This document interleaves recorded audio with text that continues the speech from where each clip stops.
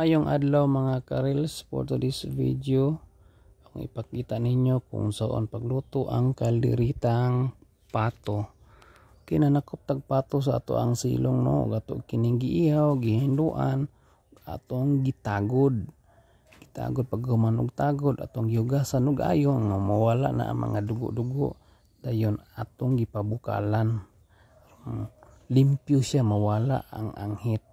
Samtang naman og pabukal ko ako sang gihaon kauban sa mga rikado, ginluan ako ang kalaha, dayon gibutan ako ang idibol, giunan ako gisa ang luya, pagkahuman sa luya ang ahos, bawang, pagkahuman ang bombay o onion, gisa na ko siya ayo kanang muhumot gyud.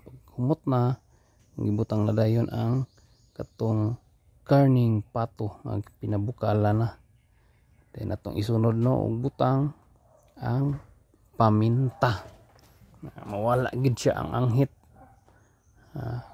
humot gid siya ayo, kayon gid siya ayo. Pagkahuman na og ukay, atong ibutang na dayon ang 7-Up nga maoy maglata niya, mutuhop jud ayo ang iyang kalami. Ora man gini siya ilata no, 7-Up kay para mutuhop gid ang iyang kalami. Dan iandam na to ang magic sarap nga mo itimpla dayon atong takluban. Dayon pagkahubas na atong ibutang na dayon ang tidbits, pagkahuman atong ibutang na dayon ang ketchup kay hapit naman ni siya maluto.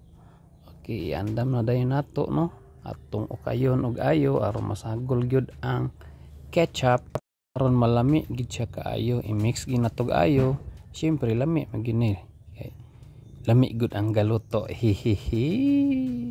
Dayon hauno na dayon nato, mo na dayon ni among sudan og panihapon.